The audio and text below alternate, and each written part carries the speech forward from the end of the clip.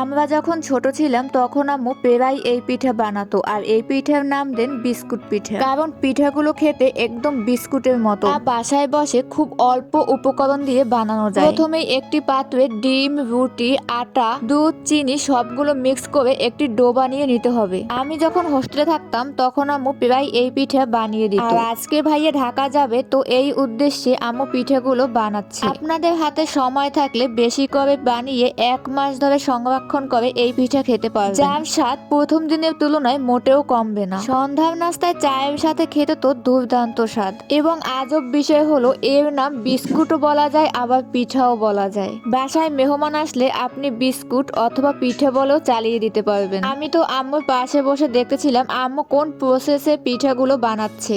OMG, এগুলো আবার কি? মানে এক কথায় বলতে গেলে এক কলা গাছের জামা কাপড় আম্মু নিয়ে আসছে, যা কলা গাছকে ঢেকে রাখে সব সময়। এই দুটো উপকরণ দিয়েই আম্মু তো সবগুলো পিঠা তৈরি করে নিছে। আমি তো একটু ডিজাইন করার জন্য ভিন্ন স্টাইলের পিঠা তৈরি করলাম। যাই হোক, দেখতে কিন্তু সুন্দরই হয়েছে। আপনারাও আপনাদের মন মতো পিঠার শেপ তৈরি করে নিতে পারেন। এক এক করে সবগুলো পিঠেই আমাদের তৈরি করা শেষ, এখন ভেজে নেওয়ার পালা। আর ভাজার সময় যে কালারটা কত সুন্দর আসে এটা আপনারা না দেখলে বুঝতেই পারবেন না। কত সুন্দর ফুলকো ফুলকো পিঠে হয়েছে।